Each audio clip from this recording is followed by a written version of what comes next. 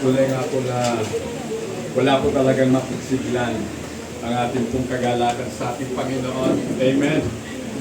Hallelujah.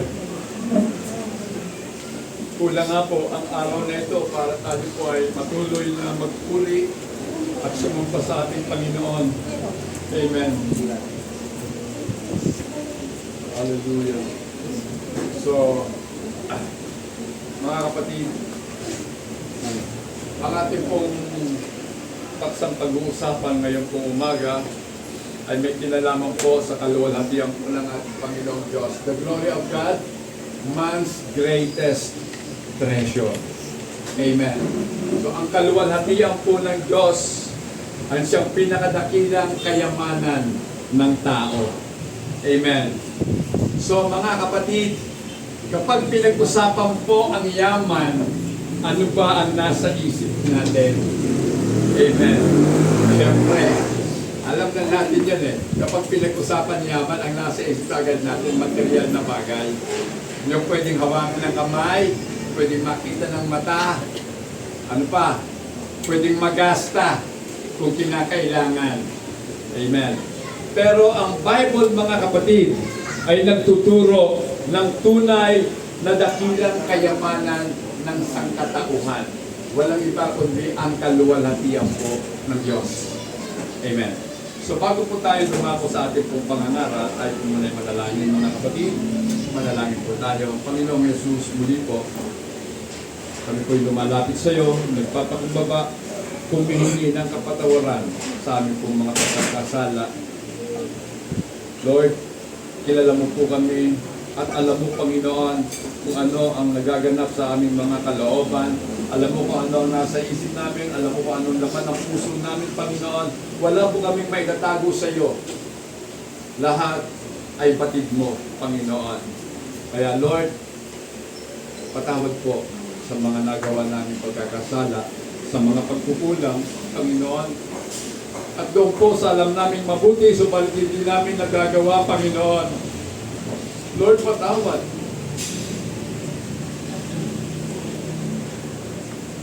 Hinihiling ko po, Panginoon, sa umagang ito, igawan mo po sa iyong mga anak, Panginoon, ang lubos na kaunawaan patungkol sa iyong mga salita. Sapagkat alam po namin, Panginoon, na bahagi ng yaman na nais mong aming matanggap sa mga oras na ito ay ang yaman ng katotohanan, Panginoon. Amen. Kaya, Lord, wala po kami ibang hinihiling, Panginoon, kundi ang mapakinggan ang tinig mo, kasangkapanin mo lamang, Panginoon, ang iyong alipin, ang kanyang puso, ang kanyang isipan, Panginoon, ang kanyang labi na maging daluyan ng iyong mga salita, Panginoon. At ikaw, sa pamamagitan niya, ang siyang mangusap sa aming kalagitnaan upang kami lahat, Panginoon, na naririto ay tunay na mapagpala. Ito po ang aming samot dalangin sa iyong makapangyarihan at banal na pangalang Jesus. Amen and amen. Palakpakan po muli natin ang ating Panginoon. Amen. So gusto ko pong mag-focus tayo ngayong umaga sa mensahe na nagpapakita po ng ating pong kaugnayan sa salita po ng ating Panginoong Diyos. Amen. At sa kaluwalhatian ng Diyos, at doon po sa tinatawag na kasiyahan ng kaluluwa ng tao at sa katiyakan ng ating pong mga kaisipan. Amen. The focus, okay, yan po. The focus of today's message is to show the relationship between the Word of God, the glory of God, and the satisfaction of human soul and the certainty of human minds. Mga kapatid, meron pong apat na bagay na dapat tayong makita dito sa unang bahagi ito ng ating pong pag-aaral. Una po ang salita ng Diyos, ang kaluwalhatian ng ating Panginoong Diyos, ang kasiyahan ng ating pong mga kaluluwa at ang katiyakan ng ating pong mga kaisipan. Amen. So kinakailangan po, kapag tayo po'y nandito sa loob ng panambahan, dapat po, tinitiyak po natin na ang ating kaisipan ay meron pong katiyakan sa ating Panginoon. Amen? At kapag tayo po'y nakatitiyak na tayo po ay nasa tamang kaisipan, mararanasan po natin ang kasiyahan ng ating mga kaluluwa. Amen.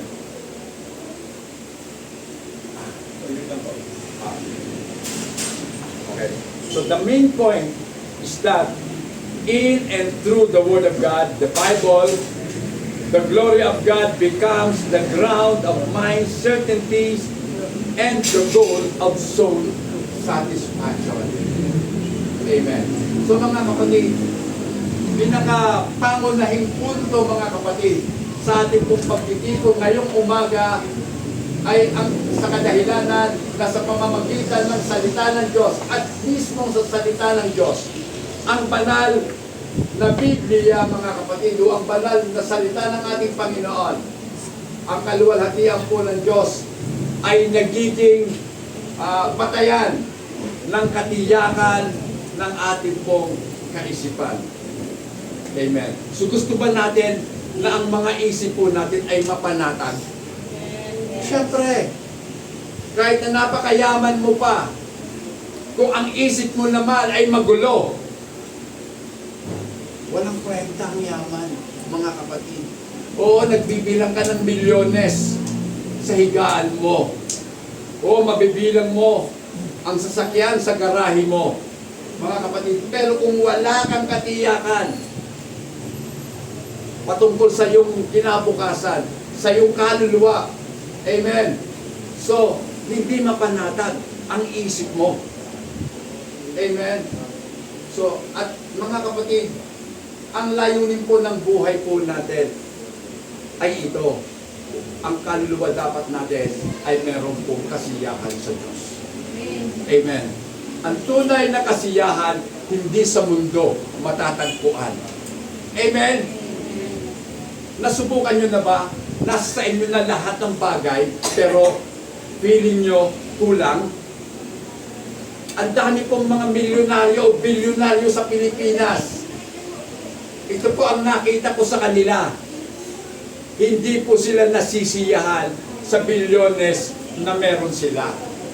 Dahil ang totoo, gusto pa po nila na ito'y madagdagan. Amen? Diba? Ayaw man lang nilang magbahagi ng kanilang yaman sa buhay. Amen. Diba? Ayaw nilang magbahagi.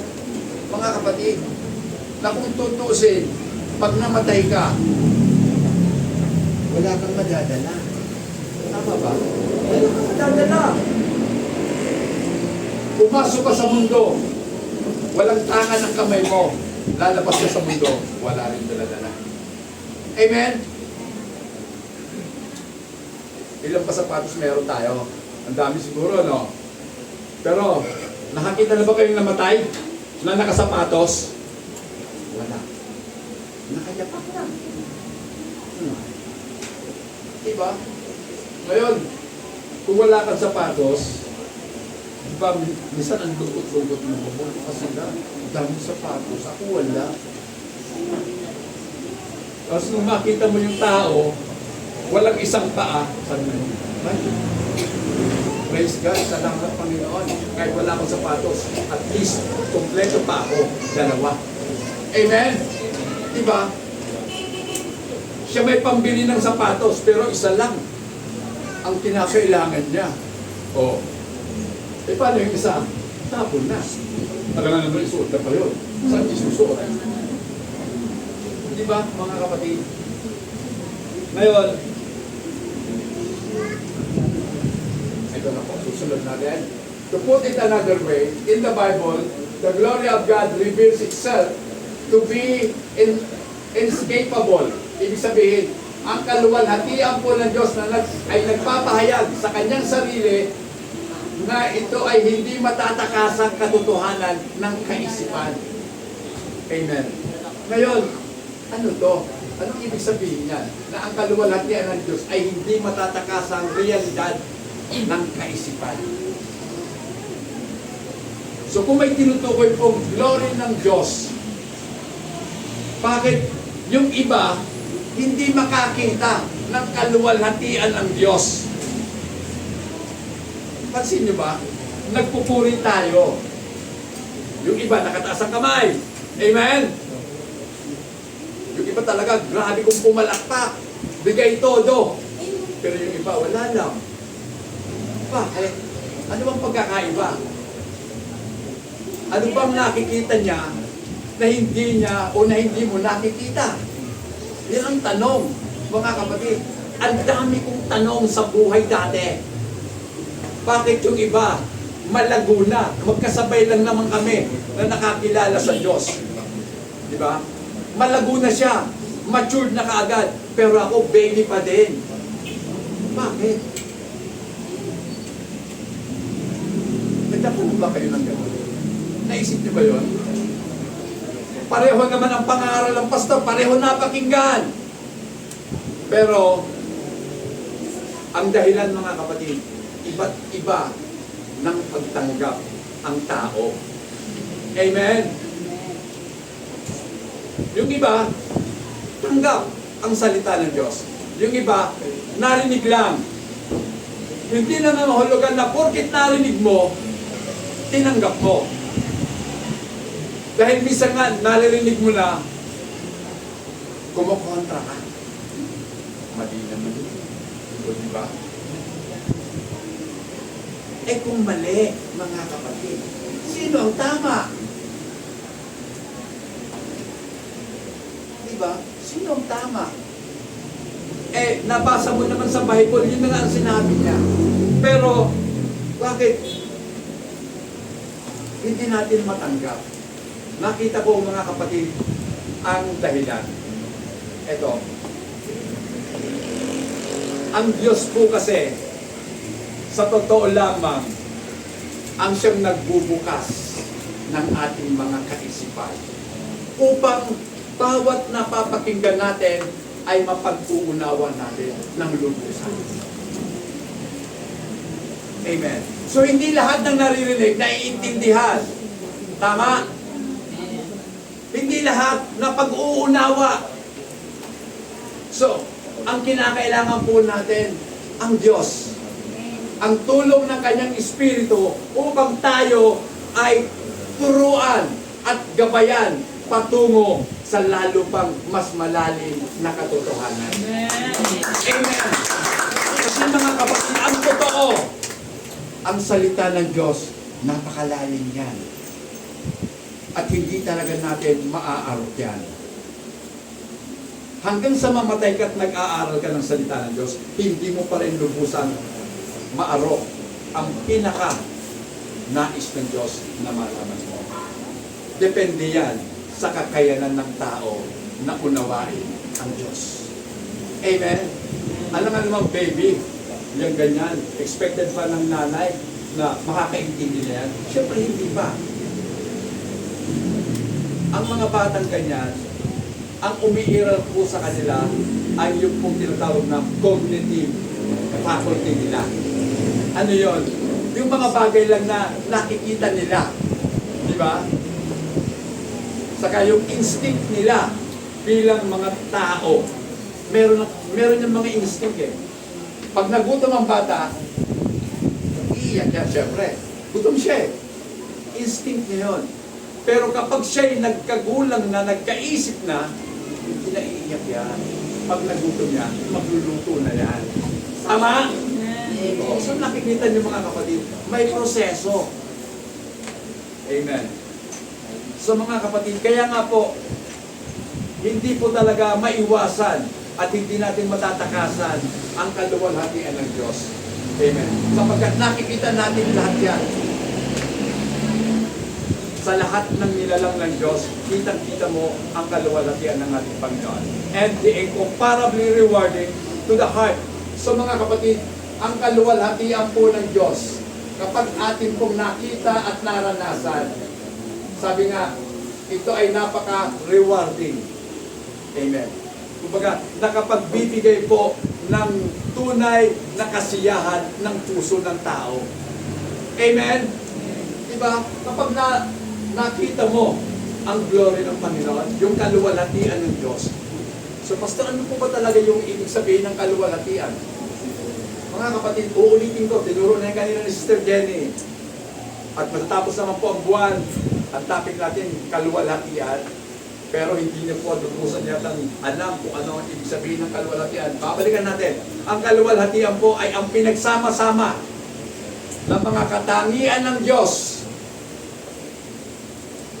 na dahilan upang siya ay ating pong mapapurihan. So pag pinagsama-sama lahat ng attributes, lahat ng characteristics ng ating Panginoon, yun po ang magiging dahilan para ka sumampat magpuri sa Diyos. It is the total sum of all the characteristics and attributes of God. Amen. Mga kapatid, nothing could be more true and nothing could be more precious. Undeniably, undeniable truth, unsurpassed treasure. Mga kapatid, ito yun hindi talaga natin maidi-deny, hindi natin maitatanggi na ang glory ng ating Panginoon ay ang pinakadakilang kayamanan na dapat nating makuha o matanggap. Amen? Diba? Ako po sa tanong buhay ko, hindi pa ako nakakita ng 1 million. Hindi pa ako nakakita. Sana bago ako mamatay, makakita din. Makita lang, okay na.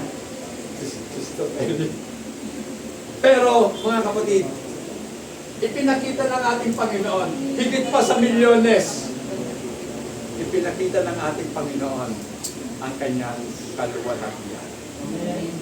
Amen. Ito po ang sisilbing kalakasan natin sa panahon na tayo ay pinanghihinaan na ng loob. Sino ba dito ang hindi nakaranas ng panghihina ng loob? Lahat naman tayo nakaranas ng panghihina ng loob. Hindi lang panghihina ng loob, pati katawan nanghihina na dahil matanda na eh. Amen? Pero sa tuwing naaalala ko at ipinapaalala ng ating Panginoon ang kanyang pangako, anong pangako ng Diyos sa atin? Hindi ko po makakalimutan ang pangako ng ating Panginoon. At ito nga po ang paborito kong verse ng ating Panginoon na ibinigay. Hindi kita iiwan, hindi papabayaan man. Wala nang iba kung ginusto ka, kundi yung mga pangako ng Panginoon. Hindi kita iiwan. Ibig sabihin, kahit anong mangyari sa atin, kahit anong mangyari sa mundo, hindi ka iiwan ng ating Panginoon. Amen. Hindi ka iiwan. Pangako na yan. Pwede kang iwanan ng asawa mo. Halimbawa, namatay yung asawa mo, iiwan ka. Iiyak ka ngayon. Wala na asawa mo. Pero ang Diyos ba? Mamamatay pa sa ito. Kaya, mapananaligan natin, mapanghahawakan natin ang pangako niya na hindi na tayo iiwan.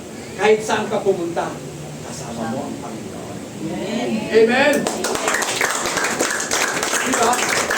Yun ang pinakamagandang bodyguard. Diba? At bukod doon, mga kapatid, pangako ng Panginoon, bawat isa sa atin, may nangangalagang mga anghel. Amen! Ano bata? Pastor? Diba? Mabuti pa ang bata naniniwala sa anghel. Ano ko lang ang matatanda? Naniniwala pa tayo? May anghel po, mga kapatid. Kaya, at dito nga po, tayo po'y mamamangha. This has an amazing implication. Yung pong glory ng Panginoon, nagtataglay po ito ng amazing, kagilagilalas na implikasyon sa buhay po natin. At meron pong 4 na kaparaanan at ating nga po itong pag-uusapan. Number 1, mga kapatid, yan. The quest for truth and the quest for joy turn out to be the same quest. Pag sinabing quest, paghahanap, tama? So, minsan, patuloy tayo naghahanap ng katotohanan. Sino ba dito naghahanap ng kamalian? Siyempre, ayaw natin ng mali. Ang hinahanap po natin yung totoo. Kasi ang totoo, it is the rarest thing sa mundong ito. Pinakamahirap hanapin na bagay sa mundo ito ang katotohanan.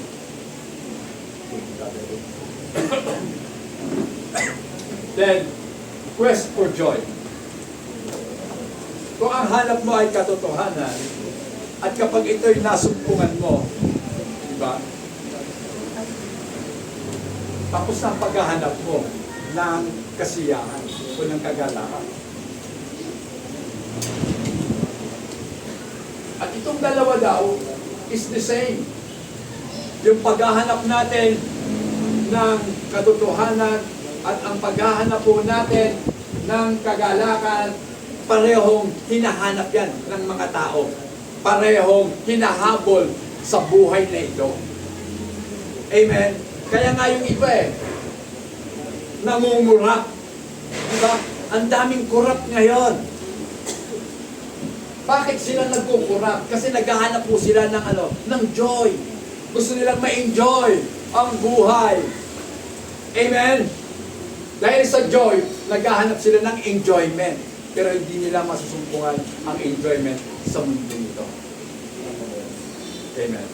Okay, number 2, the path to unshakable conviction and the path to unending contentment are the same path. Yan. So ang landas ng hindi na natitinag na paniniwala at ang landas ng walang katapusang kasiyahan ay pareho lamang na daan yan. Iisang daan lang yan, mga kapatid. Same path. At ako po, gusto ko pong ipagtapat sa inyo ang katotohanan. Ano ang sabi ni Jesus Christ? I am the way. Amen! Siya yung daan na yon. Amen! Kung gusto po natin na magkaroon ng unshakable conviction, kung gusto po natin magkaroon ng unending contentment, kailangan po natin si Jesus. Amen. Amen. And number 3,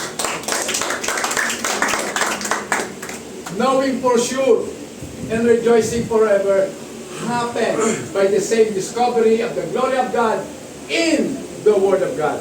So saan ba natin masusumpungan ang kaluwalhatian ng Diyos? Hindi ba sa salita ng ating Panginoon? Without the Word of God, you cannot see and we cannot experience the glory of God. Amen. Hindi natin makikita yun doon. Hindi natin makikita sa mundo yan. Kundi sa salita ng Diyos. Uulitin ko sinabi ni Sister Jenny, sino ba ang meron dito mga tangible na Bible? Yung nahahawakang Biblia, yung nabubuklat. Oh. Ako din meron, iniwan ko lang, mabigat kasi.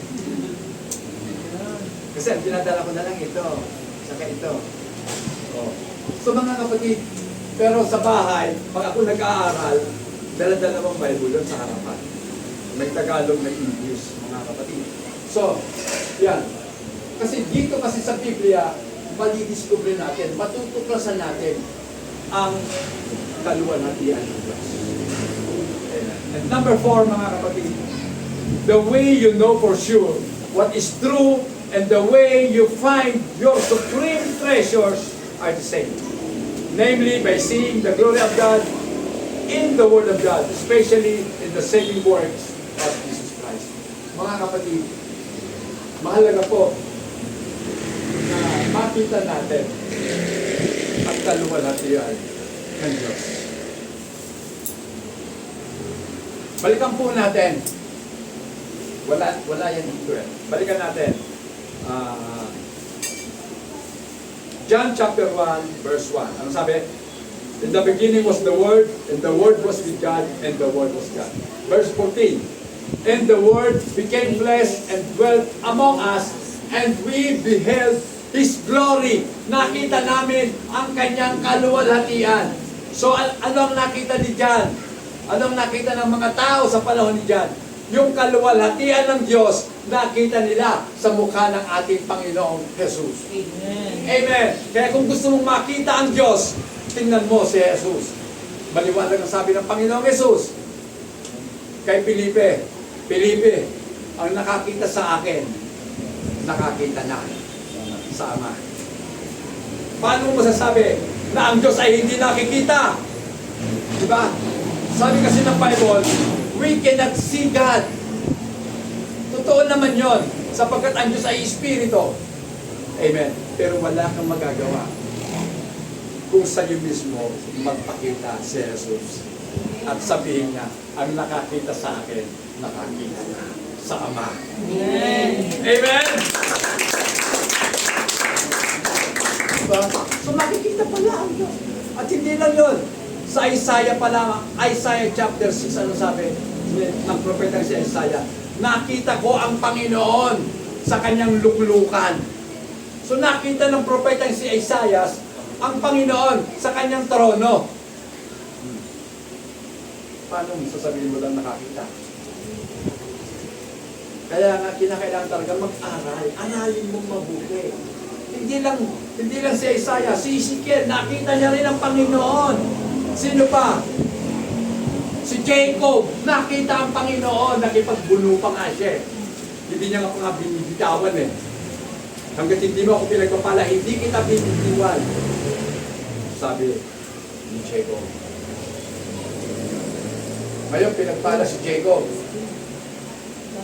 Ang pagpapala niya, nung ginawa sa kanya ng Panginoon, binago ang pangalan niya. Mula sa pagiging Jacob, na ang ibig sabihin ay Mandaraya, ginawa po siyang Israel. Amen. Diba? May pagbabago. Kaya, ang totoo, ang tunay na tinawag ni Jesus, nagbabago. Kung walang pagbabago, hindi totoo. Amen? Kasi lahat na bago eh. Gusto niyo pa ng halimbawang binago ang pangalan? Ang tawag? Si Pedro. Ano ba pangalan niya dati?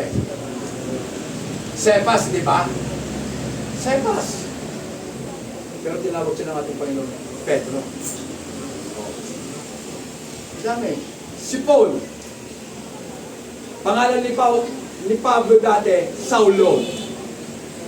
Nung maka-encounter niya ang Panginoon, doon sa daan patungong Damascus, nakita ni Pablo o nakita ni Saulo ang nakabubulag na liwanag. So nabulag siya. May pagbabago. Tama? Nabulag eh. Dati nakakakita. Ngayon hindi na nakakakita. Pumasok sa lungsod ng Damascus, akay-akay lang. Amen. Nangusap ang Panginoon sa isang alagad na nagngangalang Ananias, puntahan mo ang taong nagngangalang Saulo. Kilala siya. Huh? Panginoon, pupuntahan ko yun? Yun yung mga pumapatay ng mga Christian eh. Pinapatay niya ang naniniwala kay Kristo. Bakit ko siya pupuntahan? Puntahan mo. Ipanalangin mo. So nung ipinanalangin siya, ni Ananias, ano nangyari sa mata ni Pablo, ni Saulo? May nalaglag na pila kalislis at siya'y muling nakakita. Amen. So, nung siya'y nakakita, alam ko, bago na ang kanyang pananaw sa buhay. Amen. Kaya tayo po lahat na nakakita ng kaluwalhatian ni Kristo, kasi ang nakita niya, nakakabulag na liwanag eh. Yung glory ng Panginoon nakita, nagbago ang buhay. At sa pagbabago ng buhay, nagbago ng pananaw. Kasabay ng pagbabago ng pananaw, nagpaumpisang maghulog ng Diyos ang kanyang paraan ng pamumuhay. Amen. Kasi thank you po. Ngayon, advocate na ni Kristo. Dati kaaway ni Kristo, ngayon kakampi na. Diba? Amen. Yun, mga kapatid. Ganun ang Panginoon. Ngayon, mga kapatid, pag-usapan natin, the goal of soul satisfaction. Kasi, ang buhay po kasi natin, lahat naman tayo nag-set ng layunin, ng purpose ng buhay. Tama? May kanya-kanya tayong purpose ng buhay natin. Pero, ang hindi natin alam, ang Diyos may sariling layunin sa buhay natin. Which is, yun ang dapat na mangyari sa buhay natin. Dati po, sino po ba dito ang nangarap yumaman? Wala sa atin yung nangarap yumaman? Walang magtataas. Ako po, pangarap ko talaga, yumaman. Kasi mahirap po kami. Ano kayo naman mahirap din? So, pangarap ko talaga yumaman. Mga kapatid, sabi ko nga, ayoko ng ganun. Sabi ko sa nanay ko. Kasi kung bakit ba tayo na mahirap? Kasi ang dami-dami namin eh. Sabi ko, parang sinisisi ko pa sila. Ang dami kasi ng anak nyo eh. Siya po kami. Ako panganay. Kapag nanganganak ang nanay ko, anak ko, sabi ko, lagdag na naman. Eh, parang gusto, tigilan mo na nga yung time. O, di ba? Tigilan mo na yan. Tama na. Pero wala tayong magagawa eh. Masaya naman pag madami. Tama? Masaya pag madami. Pero sabi ko nga, hindi ako ang nagpapasya patungkol sa mga bagay na siyempre ang gusto ko. Kahit anong gawa mo, ayaw kong bigyan, wala. O, tama ba? Kaya nga, mga kapatid, ang goal natin sa buhay ngayon is to be satisfied. Gusto natin magkaroon ng kasiyahan sa buhay.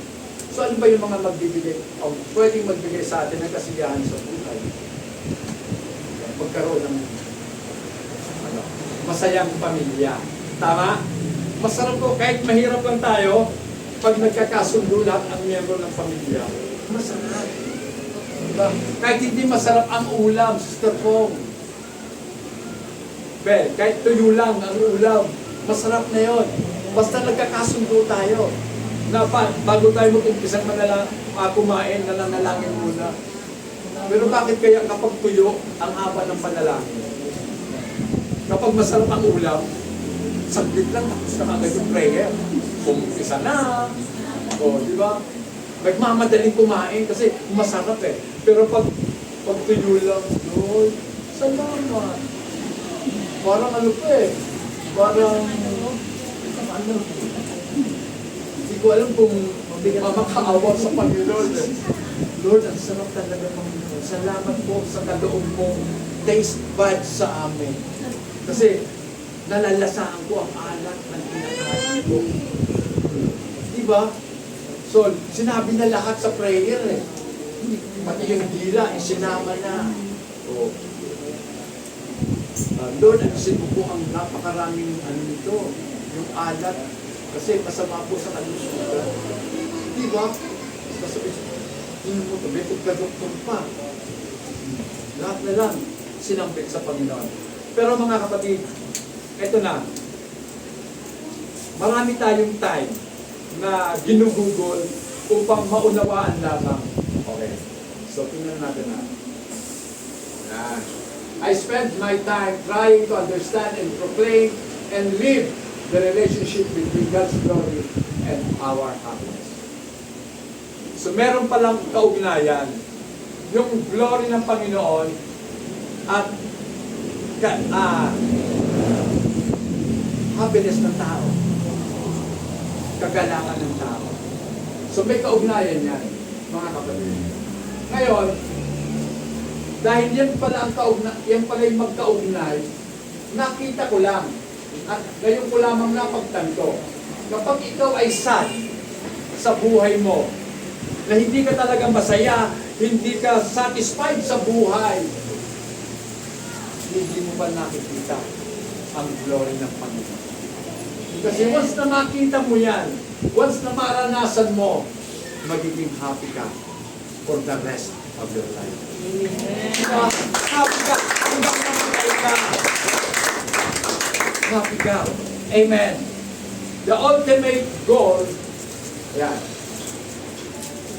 Ang pinaka-huling, ultimatum na layunin ng Diyos kung bakit tayo nilikha at kung bakit tayo tinubos yan sa mundo ito ay upang maranasan po natin yung tinatawag na kaluwalhatian ng Diyos.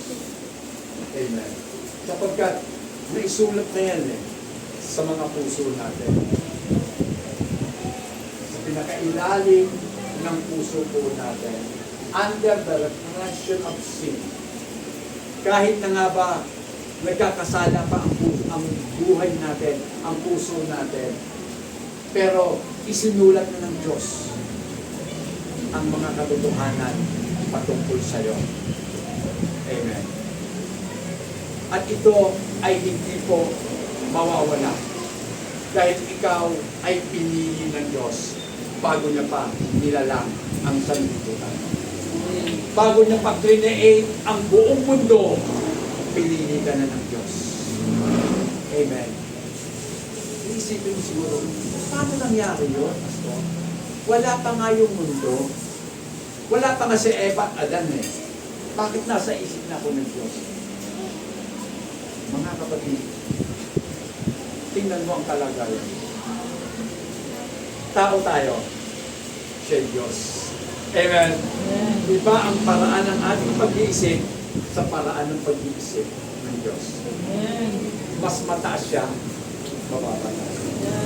Kaya paano natin maunawaan kung hindi niya ipauunawa sa atin? Amen! Kaya nga po mahalaga mga kapatid na maintindihan po natin ang lahat ng bagay. Pakibasa po, Isaiah 43 verse 7. Sila ang aking bayan ng aking nilalang upang ako'y bigyan ng karangalan. Everyone who is called by my name, whom I have created for my glory, I have formed him. Yes, I have formed him. So, tayo pong lahat ay inanyuan ng ating Panginoon. We are uniquely created by God. Yun po yung totoo. Diyos po ang lumikha sa atin. At dahil ang Diyos ang lumikha, wala kang katulad. Tama? Amen. Meron bang tao magkatulad? Wala. Pero yung mga kotse, pag the same lot, parang pareho yan. The same model, the same lahat. Kasi gawa ng tao, pare-pareho. Tama. Pero ang gawa ng Diyos, uniquely, nag-iisa lang. Yes. Amen. Kaya nga, marami dapat tayong ipagpasalamat sa Diyos. Dahil wala kang katulad yun. Pastor, pwede na ngayon mag-clone. Pwede nga. Diba? Pwede mag-clone ngayon. Ang tanong, kaya bang i-clone ng tao ang tao? Yung bang taong may clone katulad mo din, nag-iisip, katulad mo kung magsalita, yes, pwedeng magaya ang salita mo, mamimimik yan eh. Diba? Magagaya nila yan. Dami mga scammer ngayon, gamit AI. Diba? Tumawag kasi sa ganito eh. Talagang kaboses na kaboses, pastor. Siya talaga yun eh. Pero hindi nga siya eh. Bakit hindi siya? Wala siya doon. Asan siya? Ewan ko. Diba? Pero siya. Eh, ayun. Diba? Pero mga kapatid, wala itong usapan ng AI na yan. Masalikuan na maksayan. Pero gusto ko rin talakayan yan pagdating ng araw. Sabi ito ng Panginoon, nilikha kita para sa ating kaluwalhatian. So ibig sabihin, ang purpose ng Diyos sa bawat isa sa atin para magbigay ng kaluwalhatian sa Kanya. Amen! Amen. Kaya dapat tayo mabubuhay na ang isip natin, mabigyan ko ang Diyos ng kaluwalhatian. Kahit sa munting kaparaanan, mabigyan ko siya ng kapurihan. Amen. Amen! Kahit ako taga-pulos na rin ang upuan na yan. Kahit ako taga-lagay lang ng battery nitong ito kasi nilalagyan ng battery. Kahit nagalagay ka lang nito, malaking bagay na yan para sa Panginoon. Amen. Diba? Sa mga kabataan, kasi sila maglilinis ngayon, yung taga-map ka, malaking bagay sa Panginoon yun. Amen. So lahat, nagbibigay tayo ng glory sa Panginoon. Amen. So, pakibasa rin. 1 Corinthians 10:31, ano sabi? Kaya nga kung kayo'y kumakain o umiinom, anuman ang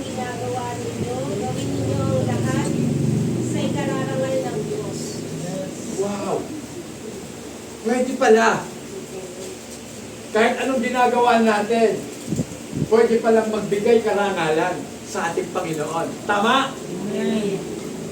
Diba? Kaya siguraduhin po natin, lahat ng ginagawa natin, nagbibigay karangalan. Sabi nga dito, kumakain ka man o umiinom, Pastor, salamat na banggit mo. Pwede palang uminom. Sino may sabing hindi pwedeng uminom? Pwedeng uminom. Ben, pwedeng uminom. O, diba? Brother Val, pwedeng uminom. Tama? Pwedeng uminom ng tubig. So, hindi pa pwedeng uminom ng alak? Okay. Magandang tanong yan. Pwede bang uminom ng alak? Ano ang sabi ng Biblia?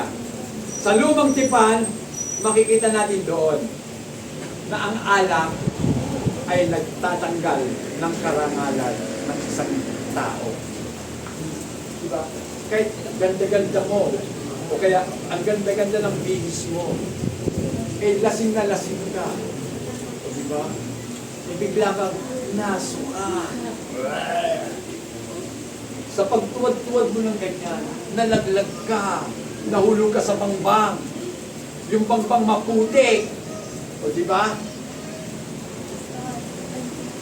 Ngayon, aahong ka sa puti. Wala na. Wala na yung ganda ng bihis mo. Diba? Nakakawala ng karangalan. Sa Bagong Tipan, may payo si Apostol Pablo kay Timoteo. Anong payo sa kanya? Huwag ka lang uminom ng tubig. Uminom ka rin ng alak. Sapagkat, ano sabi? Sapagkat, dahil sa yung sikmura, kung mahina po ang sikmura, yan. Mahina ang sikmura nitong si Timoteo, kaya siya pinayuhan ni Pablo, uminom ng konting alak. Uminom, pero hindi dapat maglasing. Iba yung umiinom sa naglalasing. Tama? Ang pinag-uusapan dito, yung motibo ng puso mo. Amen. Umiinom ka lang para gamot. Masakit ang sikmura ko. Sinisikmura ko yung umaga. Inom ka lang. Saka kinakailangan dito, i-qualify natin. Kinakailangan pumasok sa pamantayan. Ano ba ang alak? Kasi po yung ubas, yung pinakaano ng ubas. Ang alak po sa Israel ay katas po ng ubas. Fermented. Piniferment yung ubas para maging alak. Kasi hindi po masarap inumin kung napakatamis. Yung kakakatas lang, inumin mo kagad. Ano yun? Juice yun. Hindi siya alak.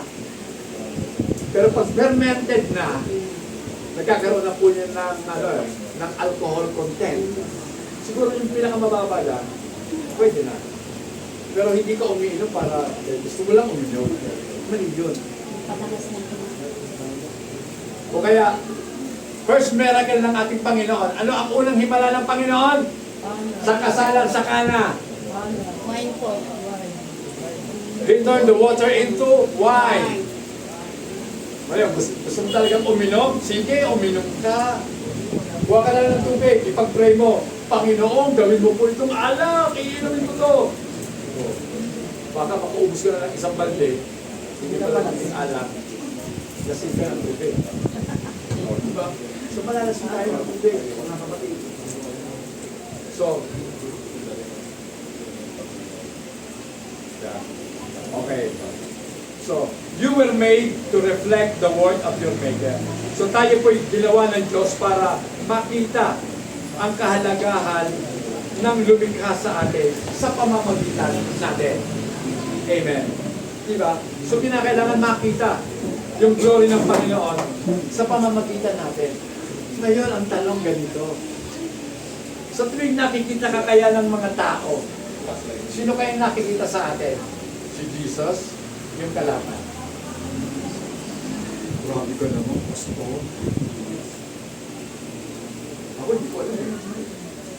Baka yung iba tingin sa akin. Wala naman. Pero yung iba sa nakita ko yung anak ng Diyos. Nakita ko si Pastor. Yung iba, well, nakikita ko yung anak ni Taning. Bahala sila. Kasi, ang mahalaga sa atin, kung paano tayo titignan ng ating Panginoon. Amen? Wala tayong pakialam sa sinasabi ng taga-mundo dahil para sa atin, ang mahalaga yung sinasabi ng Diyos matungkol sa atin. Amen. Amen. You were made to do this by being more satisfied in Him than in anything else. Kinakailangan po, bawat isa po sa atin, magkaroon po ng kasiyahan sa Panginoon, higit sa ano pa mang mga bagay. Every person knows that we magnify the word of what we enjoy most. Kinakailangan masiyahan po tayo sa kung ano ang nagbibigay po sa atin ng kasiyahan. Diba? Kasi, halimbawa, labis kang nasisiyahan sa laman ng pitaka mo. Ibig sabihin, ang pinaka-Diyos mo na talaga, yung laman ng pitaka mo, yung pera. Tama? Pera. Kasi kung yun ang nagbibigay ng kasiyahan sa'yo, siya na yung Diyos mo. Amen? Kasi ang totoo, dapat ang Diyos ang nagbibigay sa atin ng ultimate enjoyment sa buhay. Amen. Amen. Na kahit wala akong pera, kahit nagugutom pa ako, pero kasama ko si Jesus, masaya na. Yes.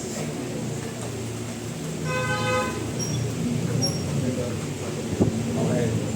And therefore, God is to be enjoyed more than anything else. Kaya nga daw po, dapat ang Diyos ay dapat ma-enjoy natin. Higit sa ating mga bagay.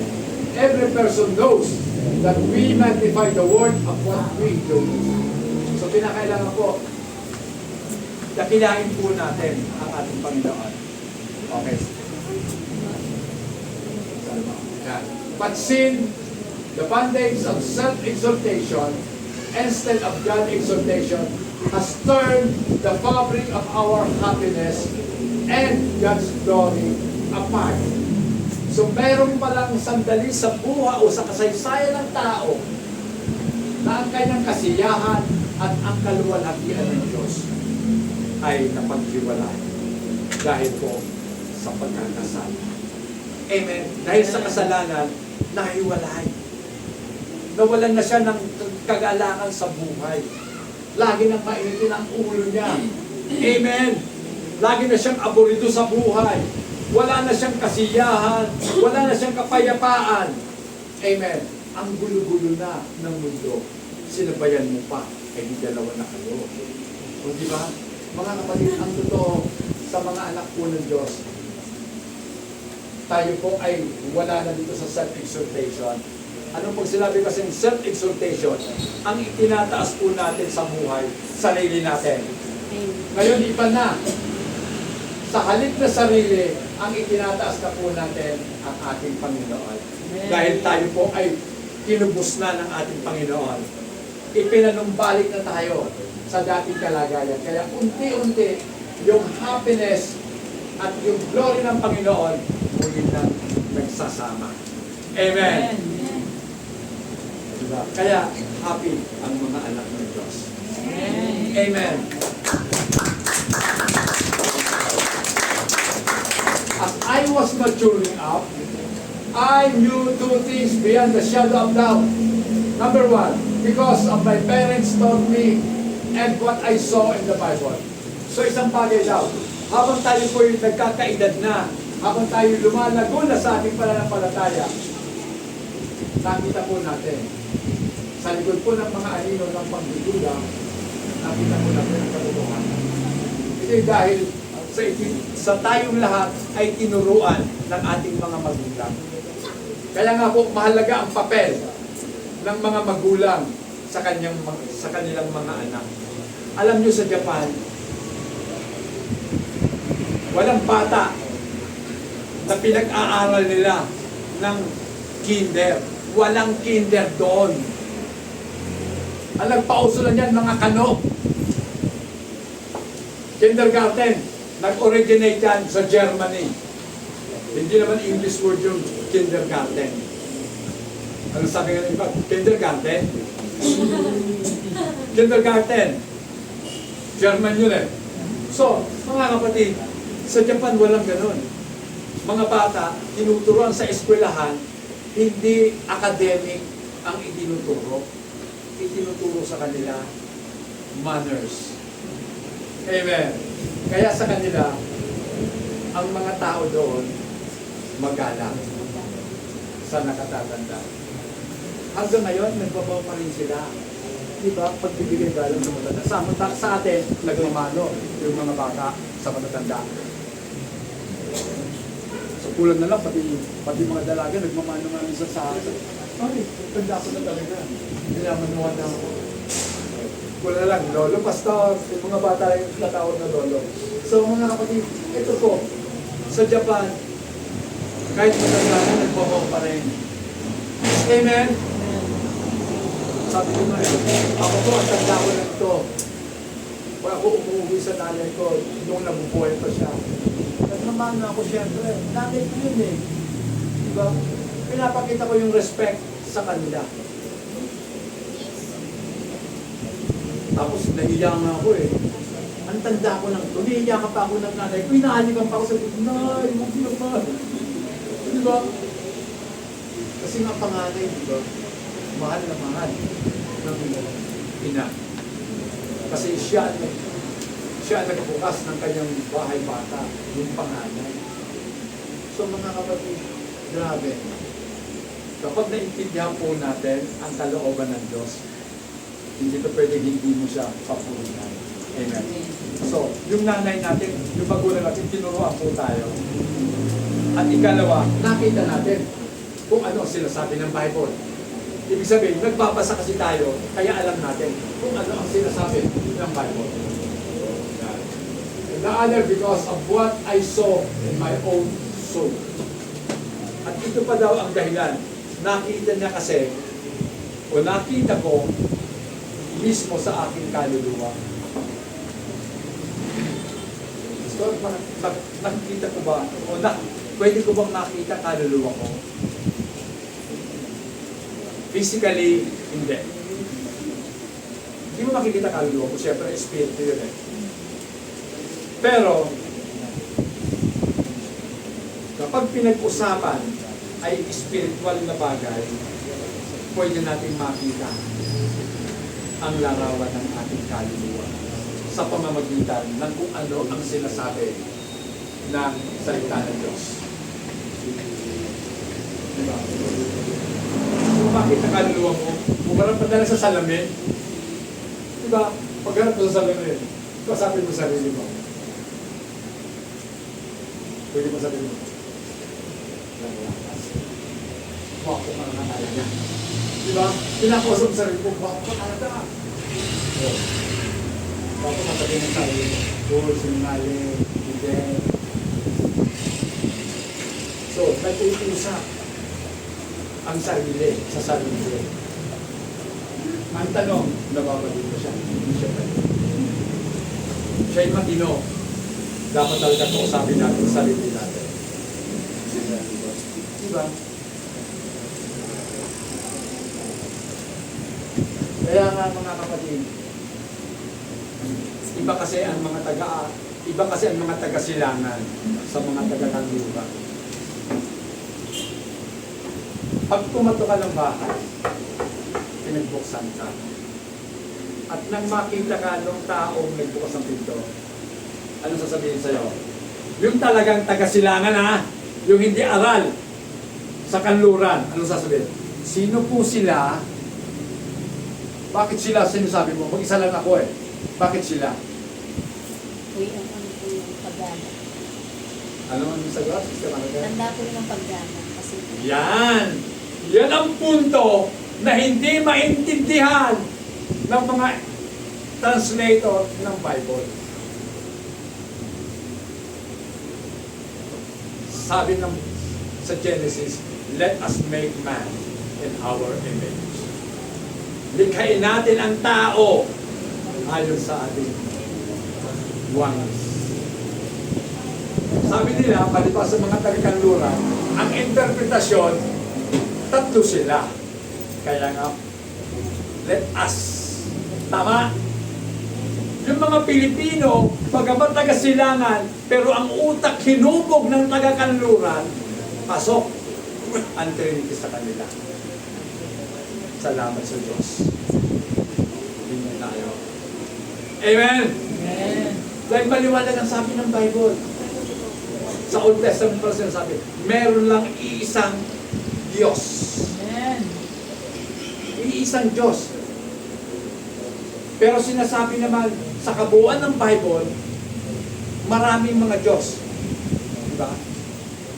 2 Corinthians 4:4, binulag ng Diyos ng sanlibutan ito. Ang alin? Ang kanilang mga pag-iisip. Sino ang Diyos ng mundo? Si Satanas. Pero meron lang isang tunay at totoong Diyos. Jesus Christ. Amen. Amen! Sa Jesus tama ang isa at tunay na Diyos. Sasabihin nila si Jehovah. Sino sabi? Ipaglalaban ko po yan, mga kapatid, na ang pangalan ng Diyos na ipinakilala sa mga Israelita, hindi si Jehovah, kundi si Yahweh. Amen!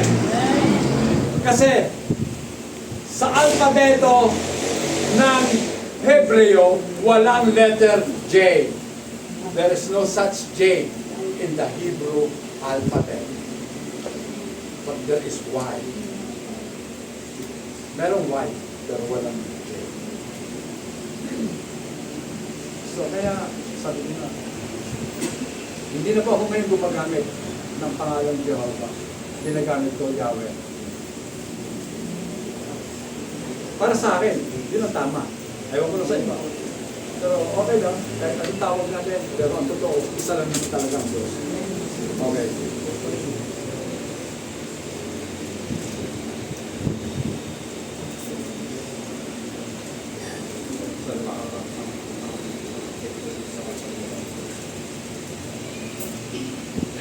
On the other hand, I knew that God intended me to glorify Him.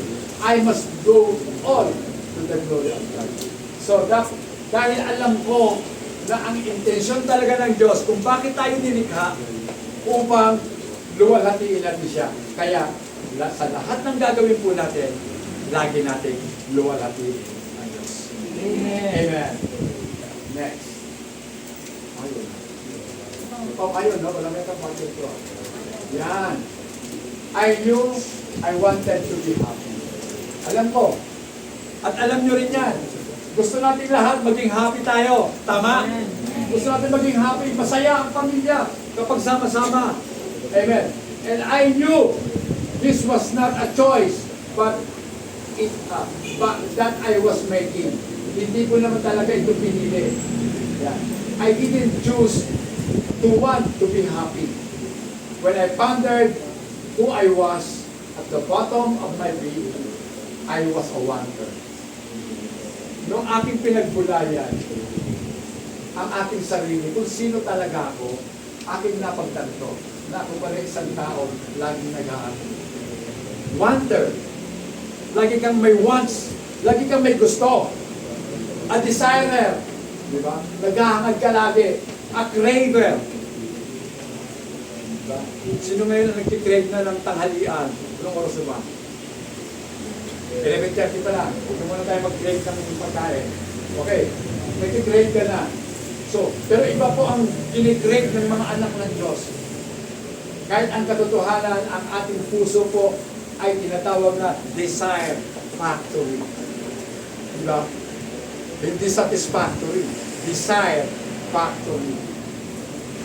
Yung puso na ng tao, pabrika ng ano? Ng paghahangad. Ang dami natin ginugusto sa puso natin. Diba? Gusto ko nito. Gusto ko niyan. Di ba?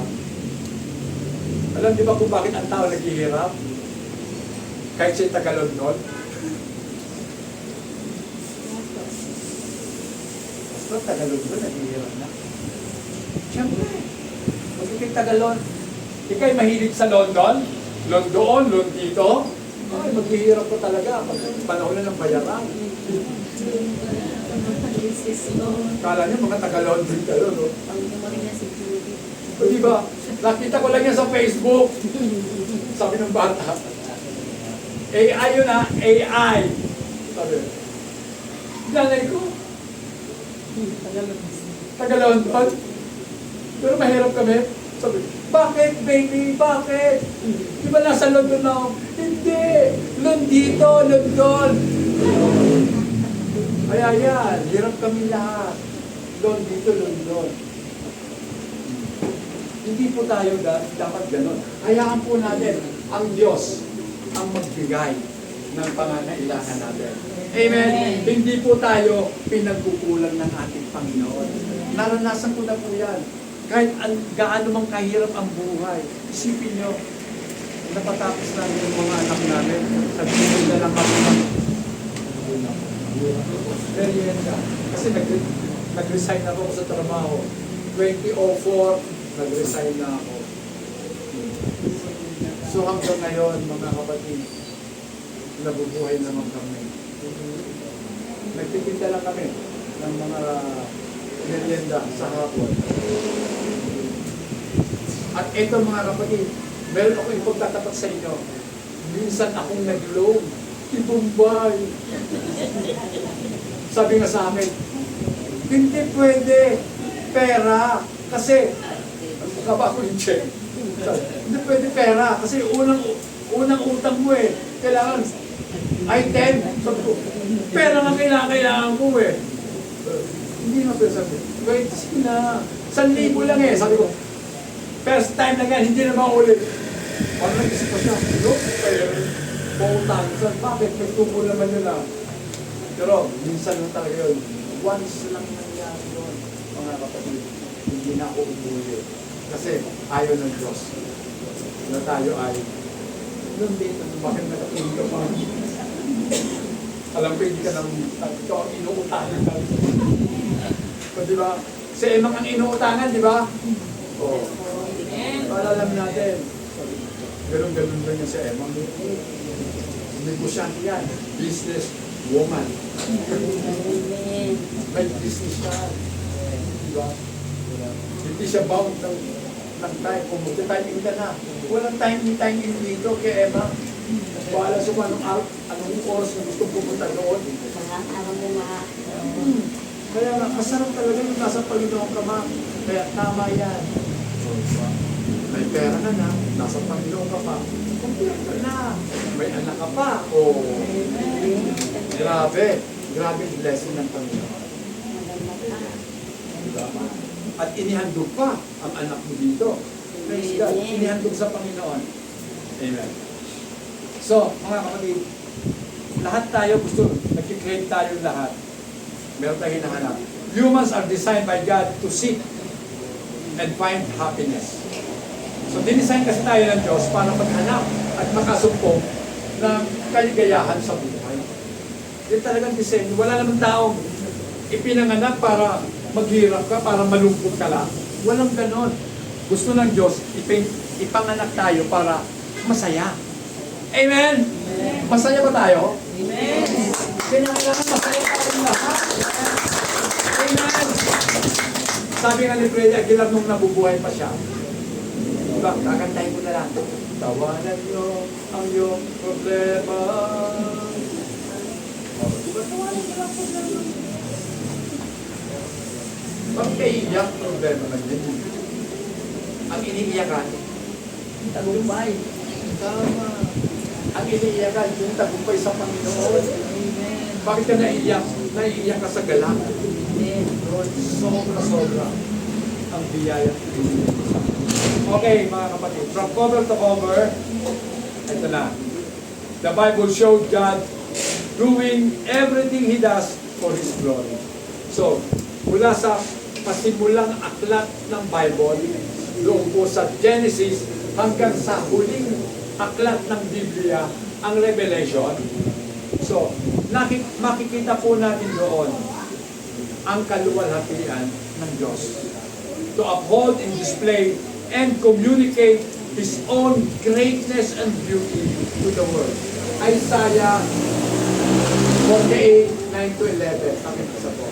Yan. Dahil na rin sa karangalan ko, ako ay nagtitin. Dahil dito, hindi ko na kayo hinihintulin. Sinuko ko kayo sa pamamagitan ng kahirapan, kung paano ang sila ay dinadalisay sa apoy, ngunit kayo'y napatunayang hindi nararapat. Ang ginawa ko'y para na rin sa sariling kapakanan. Paghamak sa ngalan ko'y hindi ko pahihintulutan. Ang karangalan ko'y tanging aking lamang, walang makakahati kahit na sino man. Mga kapatid, unawain natin mabuti. Sinabi ng Panginoong Diyos, karangalan ko ay akin lamang, walang makakahati kahit sino pa man. Tama. Walang makakahati sa Kanya kahit sino pa man. Pero, pwede niyang ibigay ang Kanyang kaluwalhatian. Ang ibig sabihin lang, hindi ka pwedeng kumuha ng kaluwalhatian niya. Ang pwede lang, tanggapin natin yung ibinibigyan niya, yung sinishare niya sa atin. Kasi, tayo nga po, kaya nga tayong lahat ay luluwalhatiin ng Diyos. Kasi, isishare niya sa atin yung kanyang kaluwalhatian. Amen. So, siya mismo ang kusang magbibigay. Amen. At ito ang totoo mga kapatid. Sabi ng Panginoon, sabi ng English, I will not give my glory to another. Tama. Tama yun, di ba? Sabi niya, I will not give my glory to another. Ngayon, ang sabi pa rin ng Bible, ang church ay ang katawan ni Kristo. Tama? So, si Kristo ang ulo, tayo ay bahagi ng kanyang katawan. Ngayon, kung ibibigay ni Jesus ang kanyang kaluwalhatian sa katawan, binigay niya pa sa iba? Hindi.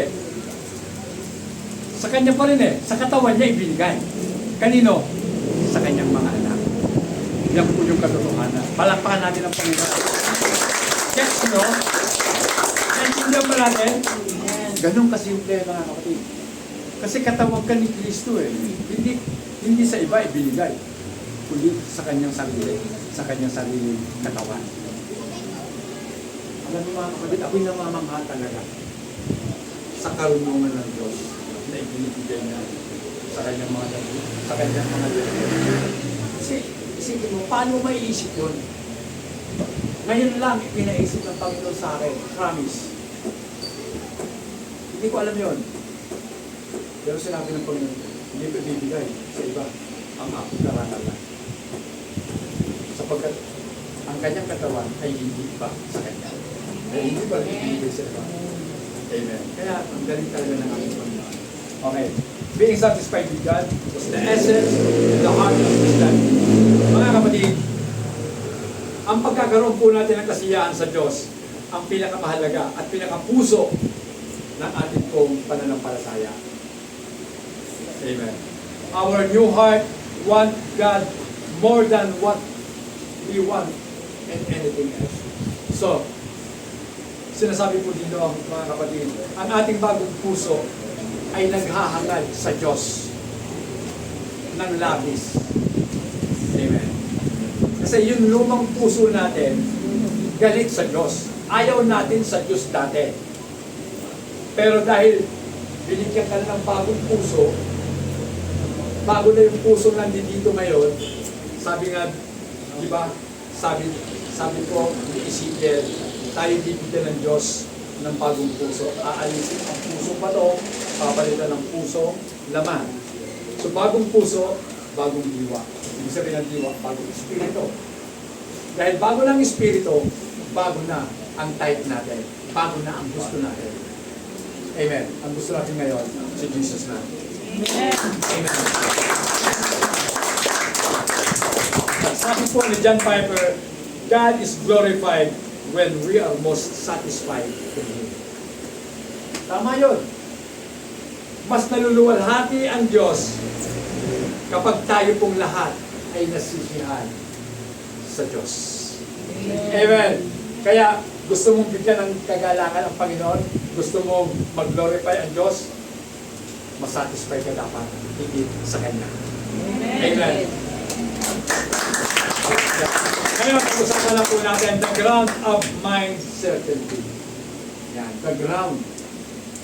Ang batayan ng katiyakan ng kaisipan. Kinakailangan kasi dapat sigurado yung iniisip natin. Okay. Someone may say, meron daw isang tao nagsasabi, o pwede magsabi, you've stayed a lot of the Bible.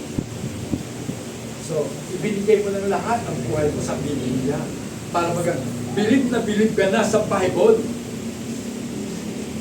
Yan ba yun? Kung bilib na ako sa Bible. Kanino ba dapat ako pumilip? Di ba sa Diyos? Diba? Siyempre sa kanyang salita. Sa salita niya, dapat talaga bumilib tayo. How do you know it is true?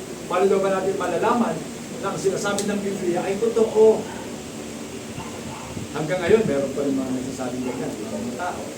Alam niyo mga kapatid, hindi naman ako ang sasagot niya. Sasagutin natin ang Biblia mismo. Okay. 2 Timothy 3:16 hanggang 17. Pakibasa. Ang lahat ng kasulatan ay kinasihan ng Diyos at kapakipakinabang sa pagtuturo ng katotohanan, sa pagsaway sa kamalian, sa pagtutuwid sa liong gawain, at sa pagsasanay para sa matuwid na pamumuhay. Upang ang lingkod ng Diyos ay maging ganap at handa sa lahat ng mabubuting gawain. Okay. All scripture, ibig sabihin, lahat ng kasulatan ay ibinigay sa ilalim ng inspirasyon ng Diyos. At ito'y mapapakinabangan sa pagtuturo.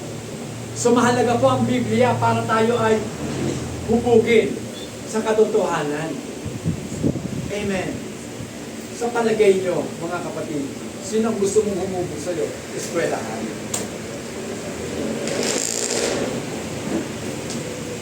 Sistema ng gobyerno? Hindi.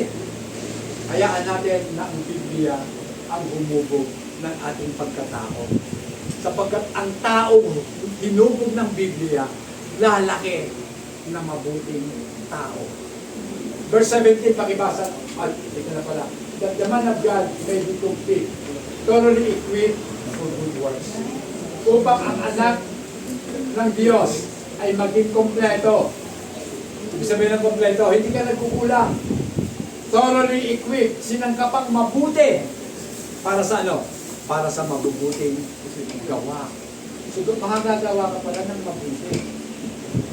So, mga kapatid, mabuting gawa ang layunin po ng Diyos. God intends you to know the truth of the Bible by means of seeing the glory of God in you. So, gusto po ng Diyos na malaman natin ang katotohanan ng sinasabi po ng Bible sa pamamagitan ng pagkakita natin ng kaluwalhatian ng Diyos. So meron pong tinatawag na mga modern day atheists. Yung mga tao, pag sinabi pong atheist, yung mga hindi naniniwala sa Diyos. Number 1 na tao doon, si Sam Harris. Ikalawa, Richard Dawkins. Christopher Hitchens. Sila po ang tatlong mga makapagong hindi naniniwala sa Diyos. Mga professor po sila, mga scientist pa nga eh. Pero hindi sila naniniwala sa Diyos. Nagpasa sila ng maraming aklat, pero hindi nakasumpong ng katotohanan sa kanilang mga binabasa. So hindi naman kasi talaga hindi magiging batayan ang marami kang napasang aklat para maging marunong ka. Kasi ang nagbibigay tulong ang Diyos. Amen. Amen. Tingnan mo ito sila Richard Dawkins. ang tatalinong tao, pero hindi nila kinikilala ang Diyos. Ano ang sabi ng Bible sa mga hindi kumikilala sa Diyos? Ang hindi kumikilala sa Diyos ay mga hangal. They are full, sabi ng Panginoon. They are full. Mga hangal. Amen. So kaya nga mga kapatid, dito po natin makikita ang katotohanan. At ayaw ko po na tayo po ay maging mga hangal. Amen. Kaya hanggat maaari, mag-aral po tayo. Ito po, whereas the uneducated villager in Nigeria.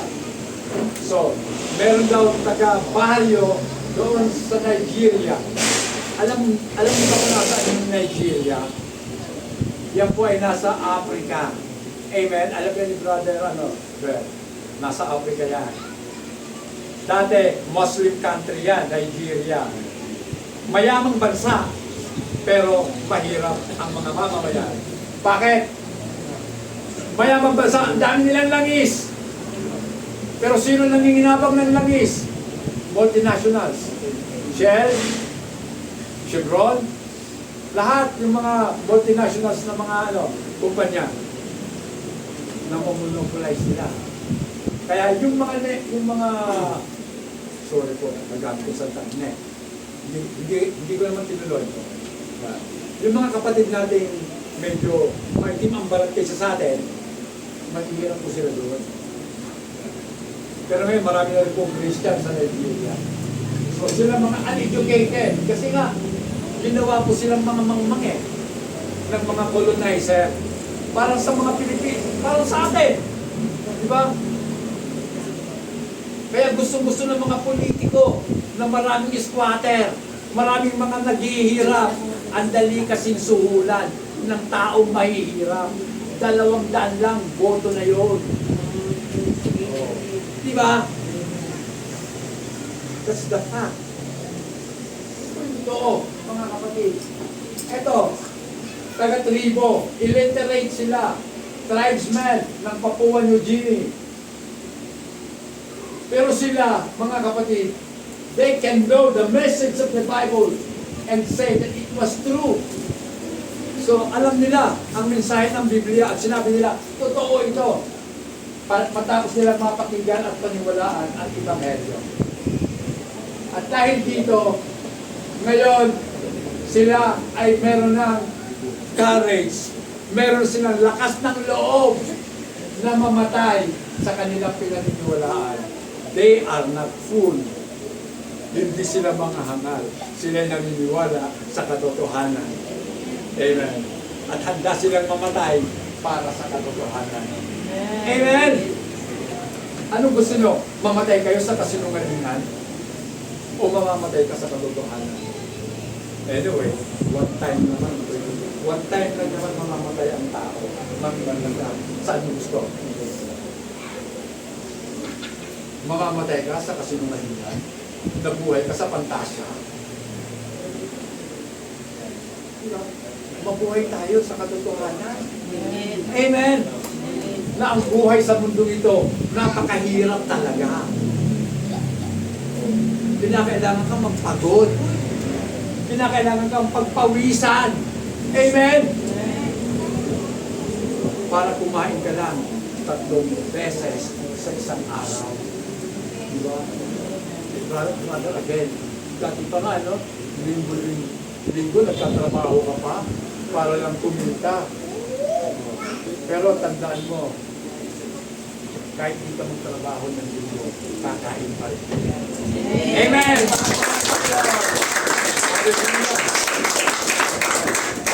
Eto na. And I believe that God, who enlightened the eyes of human understanding, opened up their mind. Ito yung totoo. Kahit hindi nag-aral yung tao, kapag pinuksan ng Diyos ang kaisipan, siya'y matututo at magiging marunong sa buhay. Amen? So that this interwoven majesty and meekness climaxing in Christ the pages of the Bible, and it showed it to be God's reliable word. Kaya masasabi natin, dahil tayo po ay binuksan ang unawa ng ating Panginoon, masasabi natin na ang kaluwalhatian ng Diyos at ang kanyang kapakumbabaan ay nananagana sa bawat pahina ng Biblia. At ito'y nagpapakita lamang na ang Biblia ay isang maaasahang salita ng Diyos. Amen. Unless man come to a reasonable, solid persuasion and conviction of the truth, and eternal evidences of it, by seeing its glory, it is impossible that those who are illiterate and unacquainted with the history should believe. So anong ibig sabihin niyo mga kapatid? Maliban ang tao po yan, ay dumating doon sa kanyang paniniwala sa katotohanan sa pamamagitan ng mga katibayan na kanyang nakita at naranasan dahil nakita niya ang kaluwalhatian ng Diyos. Amen. Kaya imposible na hindi siya maniwala kahit na siya ay nori. Amen. Ang tawag doon, pinaunawa sa kanya ng Diyos. Kasi, meron namang iba na mga manipulator. Ano yon? Diba? Ang galing magsalita para i-manipulate lang ang tao. Diba? Mapapasunod ka dahil sa husay mo lang magsalita. Sila yung magagaling na salesman. Kahit ayaw mong bumili, bibili ka. Dahil sa husay manalita. Diba? Pero ang Diyos, hindi siya gano'n. Sinasabi ng Panginoon, ang totoo. Kinakailangan mo ng tagapagligtas. Sabi ni Jesus, ako ang daan, ang katotohanan, at ang buhay. Walang makaparoroon sa Ama kung hindi sa pamamagitan ko. Sabi ni Jesus. Amen. How God's glory authenticates the Word of God in the way the glory of God vindicates the gospel. Sabi po ni Paul, ito na, 2 Corinthians 4:4, pakibasa. Hindi sila sumasampalataya sapagkat ang kanilang isip ay binulag ng Diyos ng kasamaan ng daigdig na ito upang hindi nila makita ang liwanag ng magandang balita tungkol sa kaluwalhatian ni Kristo na siyang larawan ng Diyos. So, ito pala ang dahilan kung bakit hindi sila naniwala. Kasi binulag ng Diyos ng sanlibutan ito ang kanilang mga isipan. Para hindi daw sumikat ang liwanag ng Ebanghelyo ni Kristo na siyang larawan ng Diyos sa kanilang mga puso. Kaya yan po yung dahilan.